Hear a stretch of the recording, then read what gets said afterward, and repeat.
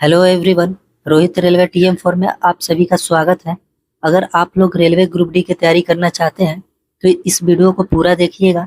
इसमें साइंस के 40 महत्वपूर्ण MCQ प्रश्न हैं दोस्तों।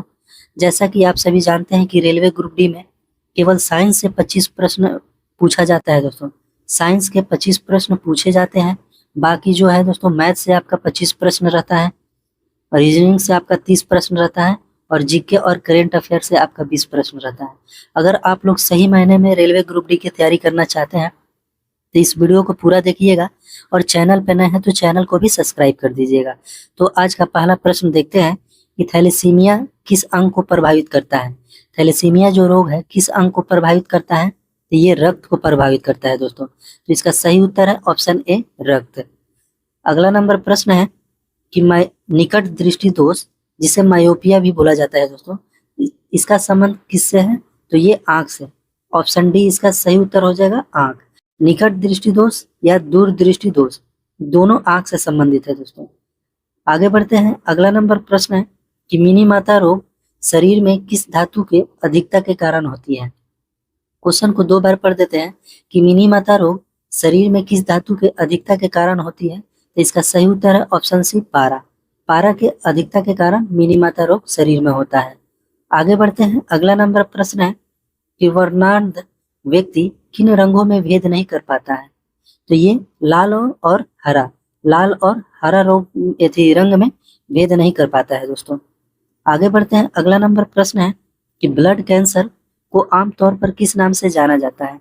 जो ब्लड कैंसर रोग है दोस्तों, वो आमतौर पर किस नाम से जाना जाता है, तो उसे ल्यूकेमिया भी बोला जाता है दोस्तों। उसे ल्यूकेमिया भी बोला जाता है ब्लड कैंसर को।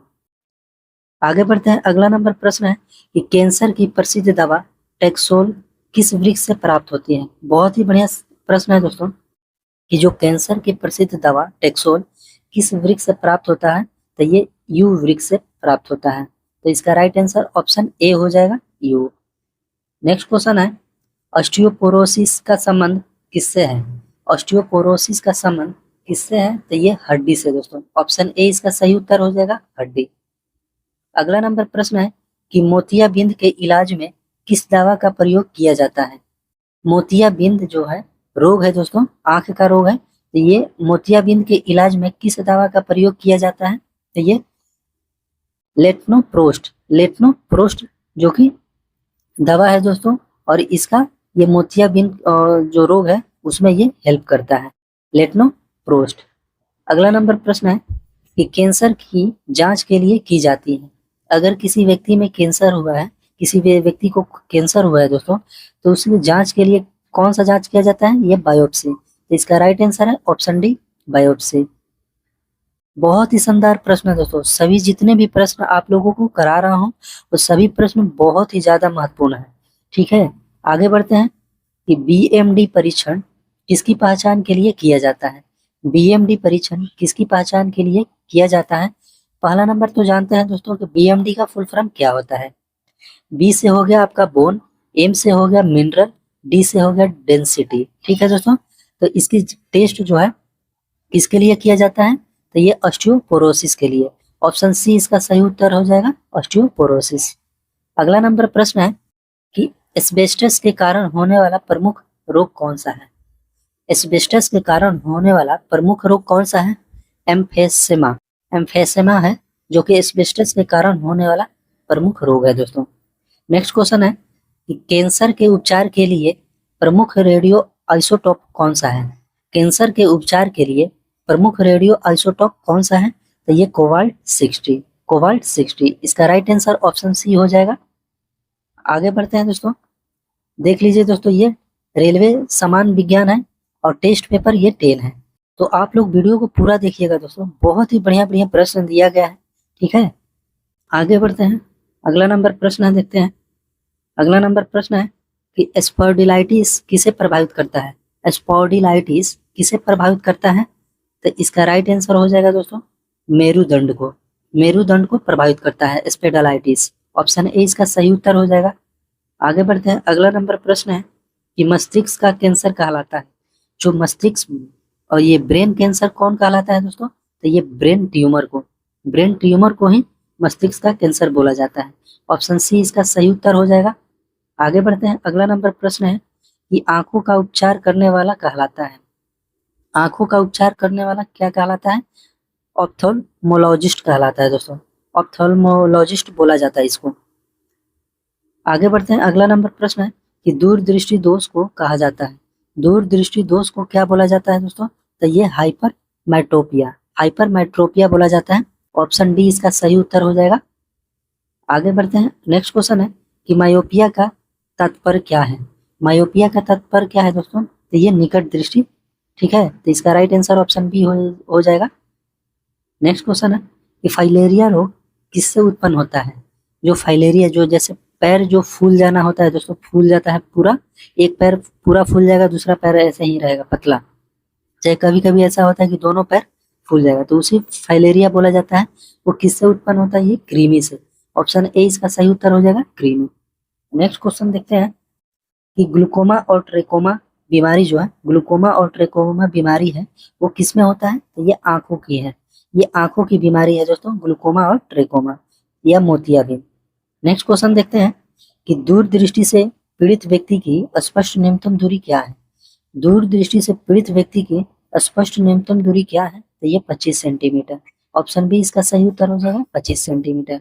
आगे बढ़ते हैं कि सिरोसिस रोग शरीर के किस अंग को प्रभावित करता है? सिरोसिस रोग शरीर के किस अंग को प्रभावित करता है? तो जिगर को। जिगर को ही दोस्तों बोला जाता है लीवर। जिगर को ही लीवर बोला जाता है या यकृत बोला जाता है। ऑप्शन बी इसका सही उत्तर हो जाएगा। बहुत ही शानदार प्रश्न है दोस्तों, देख लीजिएगा आप लोग कि सिरोसिस रोग शरीर के किस अंग को प्रभावित करता है? तो ये जिगर को। आगे बढ़ते हैं। अगला नंबर प्रश्न है कि कैंसर का अध्ययन कहलाता है। कैंसर का अध्ययन ऑन्कोलॉजी कहलाता है दोस्तों। ऑप्शन सी इसका राइट आंसर हो जाएगा। नेक्स्ट क्वेश्चन है कि हाथी पांव रोग कहलाता है। यही है दोस्तों, हाथी पांव रोग। हाथी पांव रोग किसे बोला जाता है? तो ये फाइलेरिया को। और ये किसके कारण होता है? तो ये कृमि के कारण। ठीक है, तो हाथी पांव रोग कौन कहलाता है? तो ये फाइलेरिया। नेक्स्ट क्वेश्चन है कि मिनी माता रोग शरीर के किस अंग को प्रभावित करता है? मिनी माता रोग शरीर के किस अंग को प्रभावित करता है? तो ये तंत्रिका तंत्र को। ये किसे प्रभावित करता है? ये तंत्रिका तंत्र को। ऑप्शन ए इसका सही उत्तर हो जाएगा। आगे बढ़ते हैं। अगला नंबर प्रश्न है कि घाव से निकलने वाला सफेद द्रव कहलाता है। घाव से निकलने वाला सफेद द्रव क्या कहलाता है? तो ये मवाद कहलाता है। ऑप्शन ए इसका सही उत्तर हो जाएगा। आगे बढ़ते हैं कि ट्यूमर की पहचान हेतु कौन सी रेडियोधर्मी समस्थानिक प्रयुक्त होता है? ट्यूमर की पहचान हेतु कौन सी रेडियोधर्मी समस्थानिक प्रयुक्त होता है? तो इसका सही उत्तर हो जाएगा ऑप्शन बी, अर्सेनिक 74। अर्सेनिक 74। आगे बढ़ते हैं। अगला नंबर प्रश्न है कि कृमि जनित रोग कौन सा है? कृमि जनित रोग कौन सा है? तो यह फाइलेरिया। ठीक है दोस्तों, फाइलेरिया भी है, एस्कैरियासिस भी है और टीनियासिस भी है। ठीक है, ये तीनों है दोस्तों। आप लोग याद रखिएगा कि कृमि जनित रोग कौन सा है? एस्कैरियासिस और टीनियासिस और फाइलेरिया, ये तीनों है। तो इसका राइट आंसर हो जाएगा ऑप्शन डी, उपयुक्त सभी। आगे बढ़ते हैं कि अनुवांशिक रोग कौन सा है? अनुवांशिक रोग है दोस्तों ये वर्णोत्तकता, ये थैलेसीमिया और हीमोफीलिया। ये तीनों आपका अनुवांशिक रोग है दोस्तों, याद रखिएगा। तो इसका राइट आंसर ऑप्शन डी हो जाएगा, उपयुक्त सभी। अगला प्रश्न है कि कान के पर्दे की जांच के लिए किस उपकरण का प्रयोग किया जाता है? कान के पर्दे की जांच के लिए किस उपकरण का प्रयोग किया जाता है? इसका सही उत्तर है ऑप्शन ए, ऑटोस्कोप। ऑटोस्कोप का प्रयोग किया जाता है कान के पर्दे की जांच के लिए। आगे बढ़ते हैं। अगला नंबर प्रश्न है कि मेनिंजाइटिस रोग किसको प्रभावित करता है? मेनिंजाइटिस रोग किसको प्रभावित करता है? तो ये मस्तिष्क को।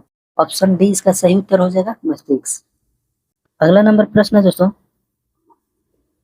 कि त्वचा का कैंसर कहलाता है। त्वचा का जो कैंसर होता है दोस्तों, जैसे अभी हम लोग ने पढ़ा ब्रेन कैंसर हो गया, ब्रेन कैंसर देखे, तो वैसे ही त्वचा का कैंसर होता है। तो इसे क्या बोला जाता है दोस्तों? कार्सिनोमस। कार्सिनोमस। कार्सिनोमस बोला जाता है दोस्तों ये त्वचा के कैंसर को। नेक्स्ट क्वेश्चन देखते हैं कि इटाई इटाई, ये कटाई नहीं दोस्तों, यहाँ भी इटाई इटाई होगा। इटाई इटाई रोग जल में किसकी अधिकता के कारण होता है? तो ये कैडमियम के कारण। इसका राइट आंसर ऑप्शन ए हो जाएगा, कैडमियम। इटाई इटाई जो रोग है जल में इसकी अधिकता के कारण, किसकी अधिकता के कारण? तो ये कैडमियम की अधिकता के कारण।